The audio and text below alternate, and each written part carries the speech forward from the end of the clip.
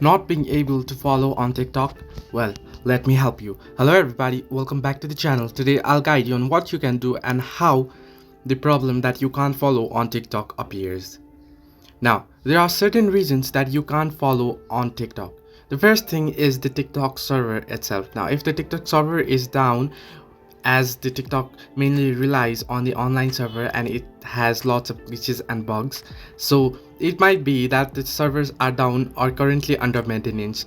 So to check if it is down, then what you want to do is simply head over to your Google Chrome or browser and then search for down detector. You can see this page right here, and then here, if the server is down, you'll find it here. Now you can see user reports indicate no current problems at TikTok. However, if the problem is within the server, then there is absolutely nothing that we can do about it.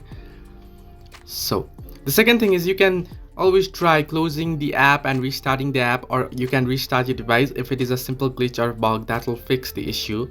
And the next thing is internet connection. TikTok requires a heavy internet connection and a very fast internet connection, so try switching between your networks and it might solve the issue. However, if these are not the problem, then and if you are seeing that you are following too fast or you are following too fast, can't follow right now, error on your screen when you are trying to follow, then you may have received this notice if you have been liking and following the users too fastly. Now, if you are following too fast or you are following accounts very quickly, in order to prevent spamming, TikTok will disable a user's account for 24 hours. So if you are getting that you are following too fast error and you just followed or spam the follow button right there on the account and then you are not being able to follow now, then it means that you have been banned and it's just a temporary ban, and you just need to wait for a couple of hours and you'll be able to follow back again after a couple of hours. But be sure not to spam it again, because